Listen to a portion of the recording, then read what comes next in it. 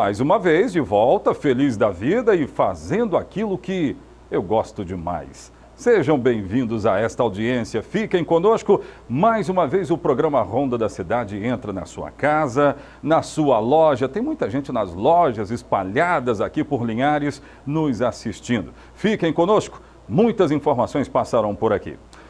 Deixa eu falar com a minha produção. Produção, tudo bem? Hoje nós vamos abordar o caso George Alves e Juliana Salles, não é? Eu tenho imagem exclusiva do Fórum Desembargador Mendes Vanderlei, porque hoje de manhã, mais uma vez, movimentação no fórum. Agora, uma movimentação menor que as anteriores, que eu já cobri. Servidores, coisa e tal, estava tão tranquilo. E aí, olha quem aparece aí, Juliana Salles. Ela que está aqui na cidade e participou de mais uma audiência desse caso tão cruel que a gente está acompanhando aqui. Vai completar um ano, em abril, isso acontece um ano. E aí a polícia, porque é muito necessária a presença da polícia para evitar qualquer pormenor, né? Ou qualquer por maior também. E aí quando esse carro chegou, frisson, expectativa, quem é que estava aí dentro? Eu vou explicar as diferenças dessas chegadas daqui a pouco. Eu vou falar sobre essas chegadas. Aí está George Alves. Ele veio sob a tutela do Estado. E por que Juliana Salles não está sob a tutela do Estado? A gente vai conversar sobre isso daqui a pouquinho. A gente vai explicar tudo. Essa audiência foi importante. Olha o George aí, ó. Olha ele aí, ó. Tutela do Estado é desse jeito. Algema, aquela correntinha nos pés, por isso que dá esse pulinho aí. Não dá para andar, né, cara? Não dá para andar. Mas a movimentação chamou a atenção. Porque essa audiência é uma das mais importantes. E nós vamos explicar tudo daqui a pouco. As testemunhas, lembra das testemunhas do caso? Que nós tanto falamos aqui. Nós acompanhamos prova técnica, nós acompanhamos depoimentos junto aos delegados. A gente vai relembrar isso aqui no programa. Essas testemunhas que participaram lá atrás, exatamente quando a polícia estava na fase de inquérito, essas testemunhas que deram informações importantes, elas foram hoje ao fórum. E aí deram informações. Aliás, estão dando. Não tem hora para acabar. Não tem hora para acabar, não. Então, são depoimentos importantes, informações importantes. Você já pensou se as testemunhas, elas confirmam tudo aquilo que está no inquérito da Polícia Civil? Já pensou se isso acontece? Aí a história da materialidade e a autoria, ela ficaria muito mais evidente, porque quem disse foi a polícia. Depois o Ministério Público confirmou. Agora, nessa fase de audiências, se há a confirmação, meu amigo, aí a culpabilidade ficaria clara. Mas aí nós vamos falar sobre Juliana, que está em liberdade. Pode voltar aqui para mim. Daqui a pouco a gente vai falar sobre isso, explicando toda a história, a audiência está acontecendo. Produção, coloca como é que ficou o Residencial Rio Doce para mim. Deu uma chuva, seja bem-vinda à chuva, meu Deus do céu, obrigado. Só tem um problema, pessoal do Residencial Rio Doce fez questão de registrar imagens e mandar para nós. Olha só como é que ficou, ruas do Residencial Rio Doce. Eu quero lembrar que há anos eu fiz uma matéria falando a respeito da construção de diques de contenção, porque esta área naturalmente alagava, isso foi lá de trás. Então a Justiça determinou que fossem construídos os diques, ok. Aí, né, conteve ali, em alguma situação, alagamentos. Só que agora deu uma chuva. Quanto tempo durou essa chuva, hein? Quanto tempo durou? Não foi muito tempo. E olha só como é que ficou. Os moradores não ficaram gostosos não com essa história. E aí nós vamos explicar o passo a passo a quem procurar agora, já que nós estamos falando de um residencial.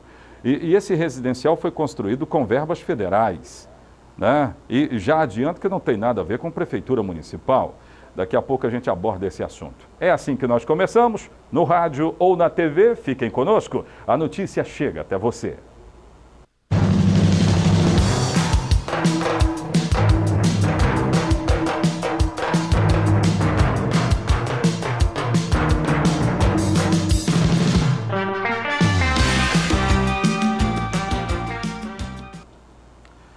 Bem, nós estamos ainda acompanhando o caso da tragédia de abril do ano passado, onde os garotos Cauã e Joaquim, eu tenho imagem disso aí, produção? Se tiver, coloca no ar.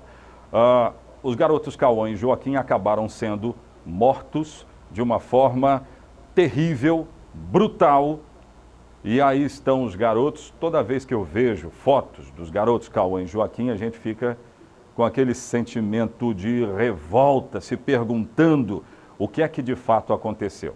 Para o MP e também para a polícia, quem matou essas duas crianças foi George Alves, né? E a polícia disse que foi o George Alves, não colocando Juliana Salles na cena do crime. Isso foi a Polícia Civil. Quando sai da Polícia Civil e vai para o MP vai dizer que a Juliana também participou indiretamente, então teve aí uma coautoria. Neste caso, Juliana acabou sendo presa. Ela foi presa 2 vezes, né? Foi presa 2 vezes. Até agora não quis falar com a imprensa a Juliana. Hoje é isso que está acontecendo. Estou mostrando aí que o George chegou por volta das 9h30, né? Houve um atraso de 30 minutos nessa audiência de hoje. Foi o momento em que ele chegou, acusado de ter matado essas crianças, né? A convicção que se formou nas autoridades que estão nesse caso é que o George, até agora, aparece como, sim, o autor, né? E há a convicção do MP que a Juliana seria coautora, né? Há essa convicção. Eu quero relembrar, produção, o que disse o delegado do caso. Aliás, os delegados, eles fizeram 2 coletivas de imprensa. Uma foi na Grande Vitória, você deve se lembrar bem, e a outra aconteceu aqui na cidade. Nessas, eles confirmaram as suas conclusões. Eu quero lembrar a conclusão de inquérito. O que é que a polícia concluiu? Eu tenho aí essas informações. Vamos relembrar. Foi isso aqui que foi dito. Ó. Põe no ar. As investigações conduzidas e os laudos periciais são definitivos, são esclarecedores e são inegáveis. O inquérito será conduzido, será encaminhado ao Ministério Público, ao nosso Poder Judiciário, para que a justiça seja aplicada. A coletiva de imprensa convocada pela Secretaria de Estado da Segurança Pública foi para apresentar a conclusão do inquérito. Além de terem sido mortas, segundo a polícia, as crianças foram abusadas sexualmente. Peritos e delegados explicaram as fases da investigação e a quantidade de provas conseguidas. Notou-se que a versão apresentada por ele continha inúmeras incongruências com o incêndio, conforme as impressões preliminares do Corpo de Bombeiro e nossa perícia, bem como relatos testemunhais nos forneciam esses subsídios. Ou seja, a versão apresentada pelo investigado era incompatível com o que nós visualizávamos e com a experiência de local de crime, de local de incêndio. Não bastasse isso, atrelado a isso, as lesões apresentadas pelo investigado também eram flagrantemente incompatíveis com o cenário presenciado. Muito bem, então esse é o inquérito. Depois eu vou explicar as imagens de hoje. Aí quando o inquérito sai daí e vai para o MP, o que disse o MP, produção? Nós temos aí, né? Coloca no ar, vamos relembrar, põe no ar. O Ministério Público percebeu que já haviam outros indícios da coautoria da Juliana e requereu novas diligências. E no âmbito do Ministério Público, particularmente no Laboratório de Tecnologia, foi feita outras diligências e tivemos provas contundentes, tanto do Jorgeval quanto da Juliana. E na segunda-feira, no começo do dia, o próprio Ministério Público ajuizou a ação penal em desfavor dos dois. Hoje eles são formalmente réus, a denúncia já foi recebida. O Jorgeval foi imputado a ele 2 crimes de homicídios qualificados, 2 crimes de estupro de vulneráveis, 2 crimes de tortura e fraude processual, porque eles mexeram no cenário do crime. E a Juliana foi imputada, coautora dos 2 homicídios, dos 2 estupros e da fraude processual. Muitos estão indagando o porquê da Juliana, sequer ela estava presente na casa. Mas com essas diligências que foram feitas no âmbito do Ministério Público, colhemos provas contundentes de que ela tinha pleno conhecimento do desvio de caráter do próprio marido, da relação conturbada que ele tinha com a própria sexualidade e do menosprezo com o qual ele tratava tanto os filhos quanto o enteado Cauã. E mesmo sabendo disso, tendo pleno desconhecimento do risco que as crianças estavam submetidas ao ser deixadas ao cuidado exclusivo do Jorgeval, a Juliana, no dia dos fatos, no dia anterior, no dia 20, ela viaja para a cidade de Teófilo Otoni e no encontro da igreja com as amigas de dança profética, deixa Cauã e Joaquim com o Jorgeval. E no ordenamento jurídico brasileiro, uma omissão de uma mãe que tem o dever legal de zelar, de cuidar, um dever de proteção, tem um desvalor equivalente a uma ação. O que isso quer dizer? Ela tinha pleno conhecimento do risco, que ela podia evitar esse resultado trágico que ocorreu com as crianças, e ela não o evitou. Ela responde com a omissão dela, com o não agir de uma mãe, pelo mesmo crime de quem executou. Muito bem, então essa foi a conclusão do MP. Agora, produção, coloca as imagens de hoje. Juliana chegando e Jorgeval. Que aí nós vamos dizer que uma desembargadora recentemente concedeu habeas corpus a Juliana e por isso que a chegada dela foi exatamente como nós estamos mostrando. Olha só, chegando, né, com uma advogada, porque ela está cidadã livre. Muito embora o MP tenha dito que nós acabamos de mostrar. Né? Foi importante ter relembrado isso, porque essa tese ela passa a ser contestada também. E através do habeas corpus, isso acaba ficando claro. Né? Isso acaba ficando claro. Teria Juliana tido coautoria nesse caso, sim ou não? Mas a convicção até agora certa é que Jorge Alves, né, foi a pessoa que acabou matando essas crianças. Então, por isso Jorgeval chegou desse jeito, através desse habeas corpus, né, nós não temos aqui a decisão do habeas corpus, mas a justiça, ela acaba concedendo para a Juliana, com base no que disse a defesa, de que não, ela não teve essa coautoria. Então, se você pegar o que está dizendo a defesa e o habeas corpus, você vai chegar à conclusão que o entendimento do Ministério Público, né, uma vez ou outra, pode cair. E foi exatamente o que aconteceu. Hoje, o que está acontecendo lá?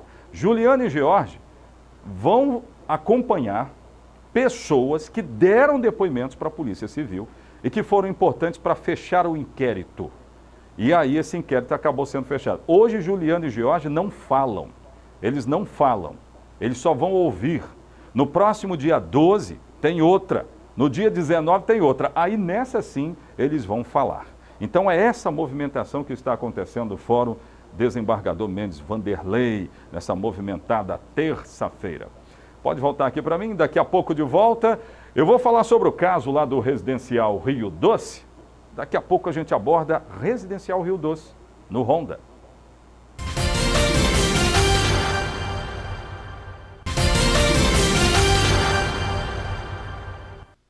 De volta com o nosso programa, eu estou acompanhando redes sociais, muita gente tentando interagir conosco aqui.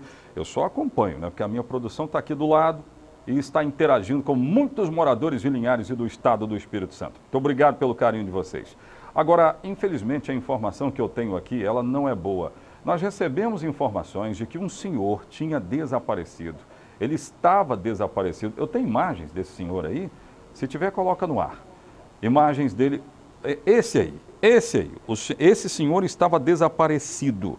Joventino Rocha de Souza, de 84 anos. A informação foi dada por familiares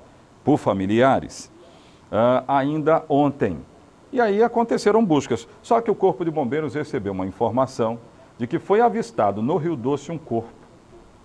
E pasmem, para nossa tristeza, era do senhor Juventino Rocha de Souza, de 84 anos. A Polícia Civil esteve no local para fazer o procedimento de praxe e ficou constatado já que ele foi vítima de afogamento, não é? Ele foi vítima de afogamento, condolências à família dele, mas infelizmente é esta a informação que nós temos aqui, já confirmada pela Polícia Civil. Coloca lá a imagem do residencial Rio Doce. Bastou uma chuva, e as ruas do residencial ficaram desse jeito. E aí, claro que os moradores não gostaram nada dessa história. Como é que é isso? Né? Poucas horas de chuva. Você já pensou se chove em 2 dias? Já pensou se chove em 3 dias? Como é que vai ficar isso aí? Bem, nós mantivemos contato com a construtora responsável por esta obra. Né? Porque nesse momento nós não estamos falando de prefeitura. Teve muita gente dizendo, é prefeitura. Não, não é. Não é. Isso aí é diretamente a construtora. A construtora nos orientou, nós conseguimos falar com ela, a construtora AB, que é a responsável. Ela disse que essas informações precisam ser levadas para a Caixa, porque a Caixa pode solicitar qualquer tipo de outras obras complementares para evitar que isso aí aconteça. Então, moradores, vocês nos deram a informação de um problema, ele está aí e a gente precisa buscar a solução agora, porque não pode ficar desse jeito. Já foi construído um dique de contenção, já foi construído, mas me parece que outras obras precisam ser feitas. Então é diretamente Caixa Econômica e através da Caixa, obras podem ser solicitadas aí nesse local. Tá bom, gente? Olha, e nós temos informações, pelo menos imagem do local de mais um homicídio registrado aqui na cidade. O primeiro, nesta madrugada, estava chovendo ainda, e nesta madrugada no bairro Interlagos, esse aí é o flagrante do local. Como eu disse, estava chovendo. O homem que acabou sendo baleado não tem identificação confirmada pela Polícia Civil. Ele acabou sendo morto por tiros na região do dorso. Foi essa a informação que nos chegou. E a polícia começou a investigar. Infelizmente, mais um homicídio registrado aqui na cidade de Linhares. E ele aconteceu no bairro Interlagos. A gente vai continuar acompanhando. Vamos ver se a polícia consegue identificar este corpo que deu entrada no serviço médico legal. Daqui a pouco de volta tem as últimas informações do programa. Eu volto já.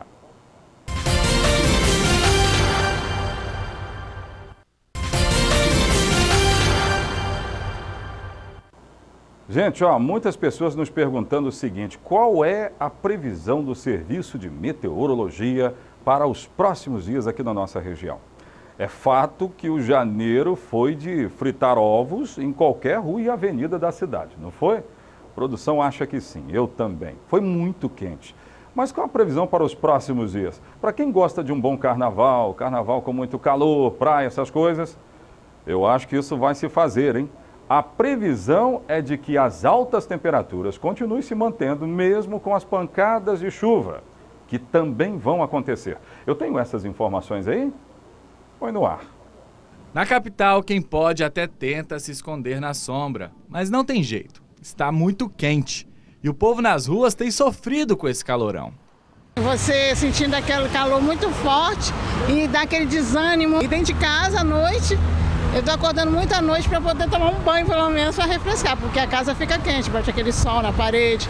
Quem ganha vida nas ruas também sofre com as altas temperaturas. E é difícil, porque a gente chega cedo aqui e fica até a tarde, né? Então o calor judia bastante, né? Não tem muito jeito, você traz protetor, traz boné, aí você vai se escondendo, fica um pouco atrás da árvore, né? Pessoal, bem-vindo. Aí quando o ônibus para, você tem que gritar, olha a água, olha a água. Diante de tanto calor, é difícil para o Felipe ficar em casa. Fico com vontade de ir na praia, tomar banho de piscina. Em casa não dá para ficar nesse calorão, né? Não dá, não.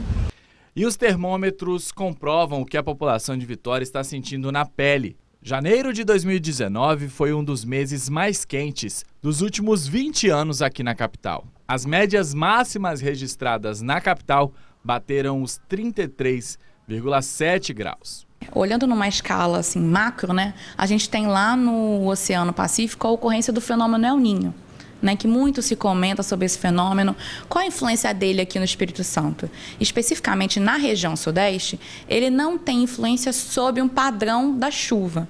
Porém, ele influencia, sim, no aumento das temperaturas, né, como o que acabou ocorrendo. E somado a esse fator, especificamente aqui trazendo para a nossa escala do estado, a gente teve a incidência, a ocorrência de uma massa de ar bem quente e seca, que ficou atuando ao longo do mês, né? Ela faz como se fosse um tampão na atmosfera, né? Ela não deixa que nuvens se desenvolvam para possivelmente ocasionar chuva, assim como ela também não deixa que sistemas possam avançar até aqui, né? Frentes frias possam avançar até aqui principalmente, e ocasionando mudanças nas condições de tempo. Então, devido à ocorrência desse sistema de alta pressão, a gente tem dias consecutivos, né, sem formação de nebulosidade, ou seja, dias consecutivos com uma grande incidência de radiação na superfície, ocasionando esse aumento da temperatura. Agora são quase 1 da tarde e o termômetro está marcando 32 graus. Como a gente viu, não é difícil encontrar gente que sofre com esse calorão. Quem está na rua sabe bem o quanto está quente. E para fevereiro a previsão não é muito diferente. Vai ter muito sol e calor também neste mês. Fevereiro também faz parte do período chuvoso aqui no estado, que vai até março. Porém, ele já apresenta tipicamente esses padrões que a gente observou em janeiro, né, que são longos períodos sem chuva dentro de um período chuvoso, né, o que a gente chama de veranico. São veranicos, períodos secos, né, dentro de um período chuvoso, digamos assim. Então, isso já é típico de acontecer em fevereiro. Não significa que não vai chover. Porém, serão episódios isolados de chuva, e entre esses episódios de chuva, a gente tem aí dias seguidos de calor já para o mês de fevereiro. Então, vale lembrar que para hoje e para amanhã, a previsão é de pancadas de chuva, mas a temperatura máxima continua batendo nos 32 para os 33 graus. O Ronda fica por aqui, obrigado pelo carinho da sua audiência, nós voltaremos amanhã. Eu estarei aqui esperando por você. Até amanhã. Tchau, tchau.